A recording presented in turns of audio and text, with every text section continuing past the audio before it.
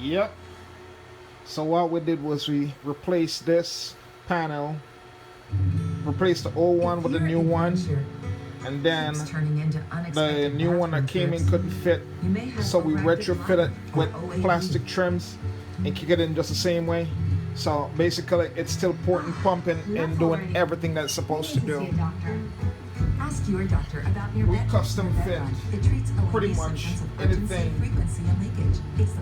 and if it can't be custom fit or repaired, it's going straight to the dump. We breathe life and everything.